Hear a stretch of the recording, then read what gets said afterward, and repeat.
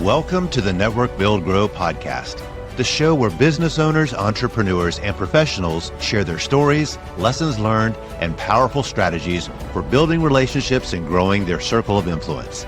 With Melissa Taylor, your host, each week we'll bring you actionable insights to help you build a better network and a better business. Let's dive in.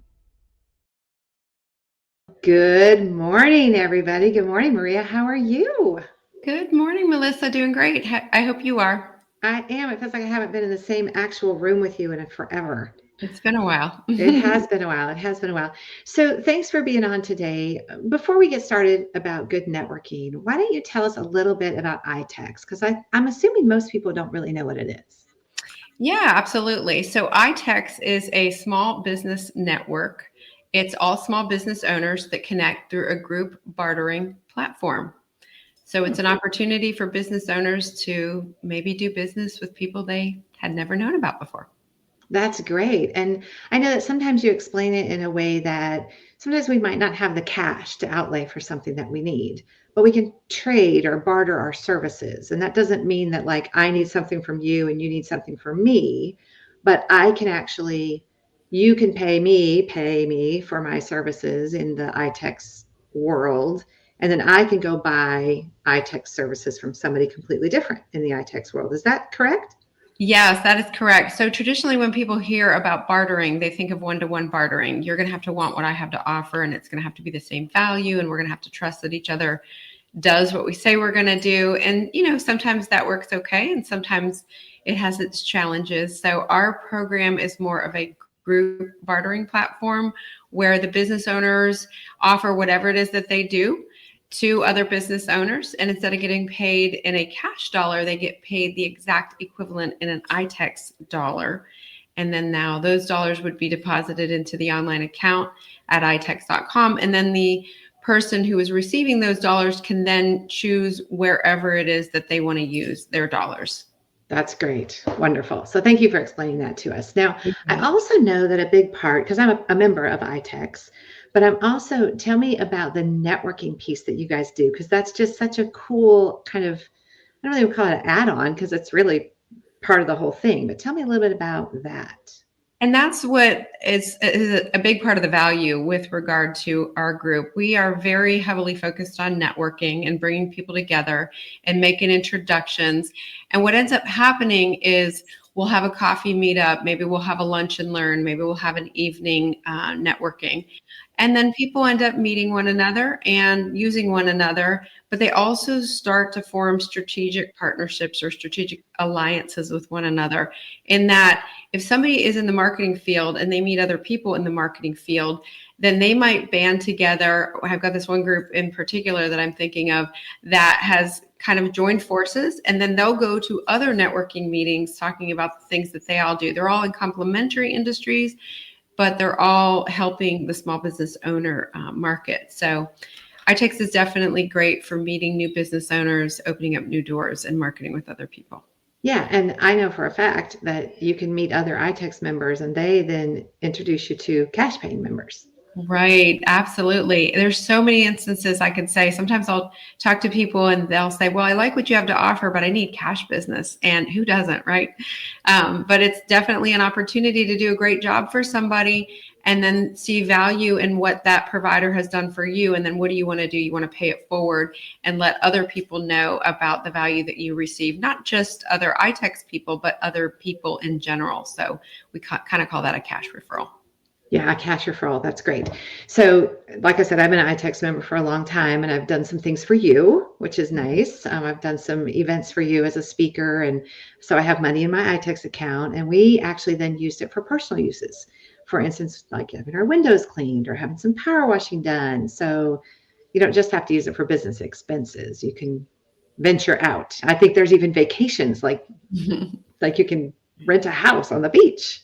And that is the beauty of it. People don't understand or might not understand that it's not just for business. But I know even for us personally, we had a business owner join, and she has an Airbnb. And it was at a beach that I'd never even heard about before or been to. So we had the time. We took the trip. And now not only have we been there multiple times, we've brought other people, we've introduced other people, we've posted about it on our social media. So that business owner now has gotten cash business because of opening up her doors to ITEX members. So you can use it for elevating your lifestyle, for business, all different types of things. That's great. All right, let's dive a little bit further into networking, because I know you are a big networker. It's how you cultivate relationships to bring people into the ITEX family. Right. Tell me a little bit about that. How do you use networking as a lead generation of building ITEX? So networking is a huge part of what we do, and working with people that are open-minded, that are also looking for new business, that are open to hear about different ways of networking is definitely at the forefront. And networking has allowed us to bring that perspective, other business that they wouldn't have otherwise received. It's an opportunity to expand our warm network. It's an opportunity to help us grow, but it's also an opportunity to collectively work with the people that are in the networking group as well to help bring them connections too. So I think sticking with a plan for networking, understanding who's going to be at your meeting, doing a little homework on who you might want to be introduced to or who you might seek out, and then follow up is a definite big part of it as well. Okay, let's talk about that follow-up piece. How do you follow up? What's a really good way that you follow up? So I'm really face-to-face, and I'm really about making connections and not so much about emailing or different things like that. So getting the buy-in, I guess you could say, from the person that I'm meeting at the meeting, that they're open to following up. And then at that time, asking them what is their best way of communication. And so finding out from them is key. So whether it's calling them or texting them or even emailing them, and then just getting something on the calendar and meeting for coffee and just keeping it open, keeping it, light, and just seeing how we can help one another. Yeah. How many times do you follow up with somebody before you just say, oh, this probably isn't a good fit? I mean, if you think it's a good fit, but they're just like not being responsive, how persistent are you? Yeah, that's a good question. And I really think it depends on what we talked about there. But if it's somebody that's sort of a cold-ish lead that we didn't have a ton of connection with, I might follow up 2 or 3 times. And then after that, if they're not responding, then, there's plenty of other people to work with and help. So I'd say that's probably on average. What do you think? Yeah. I mean, I think 2 or 3 times is great. We teach 7 to 12 a lot of the times, but that's hard to do if you meet as many people as you meet. And if you're trying to do one-on-ones. But yeah, I think it's definitely something that everybody misses the boat on. They give up too fast. Yeah. So I just want to make sure that they do that. So tell me a little bit about some of the other groups. So yes, your group does have networking events, right? But you also have to venture out into the wild. So how do you choose which events to go to, which groups to go to? Like, what's your kind of criteria for that? Well, I've been fortunate enough to meet a lot of ITEX members who also participate in other local groups, and having those relationships with those members as sort of the fundamental base, and understanding that these are great people, these are awesome business partners. These people are also seeking, other quality groups. So we've been able to participate in a lot of local groups. Sometimes I'll see some things advertised on Facebook. So if I see something like that that's going on, or like an Eventbrite or something like that. But the biggest thing for me is something that's going to be convenient, that's going to work in my schedule, that is going to be something that I can commit to. So geographic definitely plays a big part, and making sure that going to the networking meetings, finding out if they work for you, and then determining how many times you're going to give it a go, right? And I know we've talked about this in the past too. Maybe 6 months to a year, see what you're getting out of it. And then at that point, determine, is it something you want to continue with? But I've had groups that I've been in that I've been a member of for 4 or 5 years now, and maybe even longer than that. And they're still providing the great value. But the other thing is too, you get out of it what you put into it. So it is definitely a two-way street. Yeah, it is a two-way street, because you've been a member of Network Build Grow for like 5 years. Yes. And kind of goes in cycles. We see you a lot and then we don't see you a lot, and then we see you a lot and then we don't see you a lot. So I think that can be cyclical too inside groups. I definitely agree. And that's just it. It's just planning those times that are going to work, whether they're going to be early morning or lunchtime. Those are really best for me. And being able to work those into the schedule. So, yeah. Yeah. Wonderful. So as you look at like the people that you meet, so you don't go just to meet prospects, you also go to meet good business alliances and other resources you think would be good for people inside your network. Right. Do you have like certain criteria for, this kind of sounds funny, but like who warrants a one-on-one with you and who's not going to get a one-on-one with you? Like, do you have any kind of criteria that you look at? I feel like I'm very much a relationship person. So I really feel like I need to connect with the person that I'm talking to. So personality is important to me. It's not somebody that, would just be too aggressive, I guess. Just somebody that would be a good connection personality wise would be first. And then industry wise, to us, it's okay if you're a brand new business.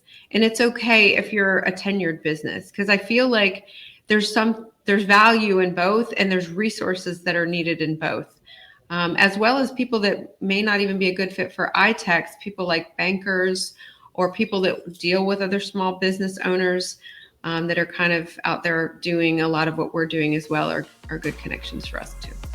If you network for your business, you already know follow-up is everything when it comes to growing relationships and driving success. But here's the thing. Most of us want to follow up well. We just get stuck. Staying consistent, keeping it personal, making it stand out, it's hard. That's why I use NetEffect.io. It makes follow-up simple, cuts through all the noise, and helps me stay on top of every relationship without dropping the ball. I never miss a follow-up, and honestly, my network wouldn't be the same without it. So check it out, neteffect.io. And right now, you can use promo code NBG50 for 50% off of your first month. neteffect.io, your secret weapon to unforgettable follow-up. Okay, let's do some rapid fire questions. So first thing that pops into your head, ready? Okay, ready. Okay, ready. What do you think people do inconsistent or even wrong when they introduce themselves at networking events? Maybe they're not listening. Okay. Okay, maybe they just don't listen to the other person. All right. Do you think that people should go for quantity or quality of people when they go to events? Definitely quality. Quality. Yes. Okay, great. Okay, and then another one. Where do you think, what aspect of following up do you think people kind of miss the mark on? That's a good question, because I feel like follow-up is so individual and personalized. There might be some people that only read their email, people that never open their text messages. So it's really finding out from that person that you're in front of what the best way is to communicate. So maybe, like we talked about a moment ago, maybe giving up too soon is a downfall, and or just not finding the right way to connect with that person. Yeah, using the multimedia. If they're not responding to your emails, try a text, try a voicemail. Right. Try a DM on whatever social media platform they seem to be the most active on. Sure. And I know some people that will only do social media and that will never open up their email. So yeah, it's kind of hard. Yeah, I know. And one of the ways that we do it is I might text somebody and say, hey, I sent you an email. Don't know if you saw it. Yep. And I usually get back, oh, I never check my email. What's up? But that's personal, and that's connecting, and that just shows that, that person is so important to you that you took the time out to send them an individual message. So I'm definitely in favor of something like that. Yeah, it makes such a difference. Okay, let's ask you another question here. All right. What advice would you give to somebody who is just starting into the networking world? That it takes time, that it's not all about the quick relationships or the quick sales, I guess you could say. The relationship part of it does work. And consistency, continuing to show up, continuing to be authentic, bringing value, asking how you can help them, understanding what they do so that you can be a good connector. Okay, let's talk about that for a second, because you are a great connector. and you provide value to people that you meet. How do you organize all that? Is it all in your brain, or do you have like a database that you kind of like, oh, so-and-so said they needed this, let me look at my database, or is it just kind of all up there? That is a funny question. I probably could use something more organized, but the great news about what we do is because we meet so many people on a regular basis, and we already have a great network of people that we work with every day, is there's definitely lots of people swimming up around here. But yes, we do have a database as well. And really just asking the people, like, what are the top 3 things on your wish list? What is it that who would you like to have a good connection with? Not that it has to go on forever, but something quick. And then immediately, for me, what's best is immediately making that connection, asking them, can I text you? Is it best to email you? How would you like to be introduced? I do think it's important that both parties need to be in on it. So if the landscaper is asking me for a photographer and we have a great photographer connection, then I'll say to the landscaper, I'm going to send you a group text introduction. That way I've done my part. He's agreed that, yes, I'm open for this. And then the photographer knows that everybody's, on board with really wanting this information. So immediate really works best for me. I do have some other electronic tricks, but yeah. Yeah, the immediate is so important, because if I meet somebody and I tell them I'm going to introduce them to somebody and it takes me a week to do it, right? That's not good. Number one, I'll probably forget. And then, like you said, number 2, the immediate is we live in an instant gratification society. So we want to make that happen. All right. Last question, then I will let you go. What is the number one thing you say to start a conversation other than, so what do you do when you go to an event? Tell me something about your business that I'd be surprised to know. Oh, that is fun. Okay. So Maria, tell me something about your business that I would be surprised to know. Oh, right back at me. Right back at you. I kind of came upon this business really organically because we lived it before we owned it. We were recipients of trade. We used trade. We loved it. Sometimes people love the idea of something and aren't really invested in it or haven't actually used it. So I think for us, it makes it all the more applicable and approachable because we actually lived it. And most people are like, oh, that's a great idea. I'll try it. But that's not. Oh, that's wonderful. All right. So how can people get in touch with you if they want to find out more or just have a great conversation with you? Right. Yes. So they can always call, text, or email us or go online. Texting or calling 704-965-7569. Email maria.stone@itex.net, or they can go to charlotte.itex.com. And there's a get started link, so we can reach out to them that way too. Okay. And we'll make sure that we put all those links and everything in the show notes so that people can easily find it. Thank you for being with us today. Thank you, Melissa. I appreciate you and everything you do. Thanks. Thanks for tuning into this episode of the Network Build Grow podcast. If you enjoyed today's conversation, be sure to subscribe, leave a review, and share it with a fellow entrepreneur or professional. And of course, if you're not yet part of our community, visit networkbuildgrow.com to connect with us. Until next time, keep building and keep growing.